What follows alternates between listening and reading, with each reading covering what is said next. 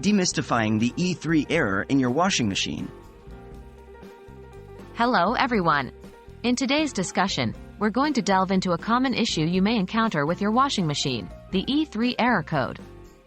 This code is usually a distress signal from your machine, indicating that something is wrong. Understanding what causes this error can help you troubleshoot and even fix the problem on your own. What is the E3 error code? The E3 error code is typically associated with a problem in the machine's motor system or its control over the motor. This could be due to several reasons, such as an issue with the motor itself, problems with the drive belt, or even difficulties in the control system. This error could occur in different brands of washing machines, with slight variations in the actual cause based on the specific model. What are the common causes of E3 error?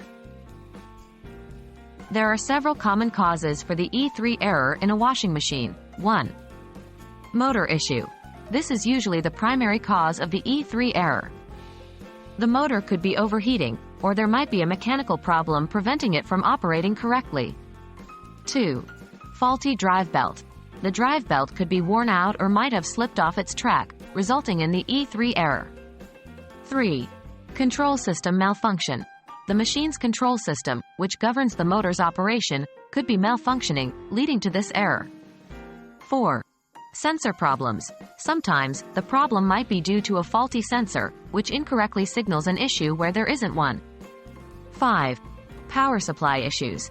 In some cases, problems with the machine's power supply could also lead to the E3 error. How can you fix the E3 error?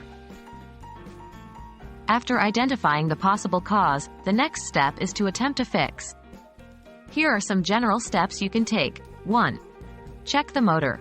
Make sure the motor isn't overheating and that there are no visible signs of damage. 2. Inspect the drive belt. Ensure the drive belt is in its right position and in good condition. If it's worn out or slipped off, consider replacing it. 3. Examine the control system. This might require professional help, as it involves diagnosing electronic components. 4. Look at the sensors.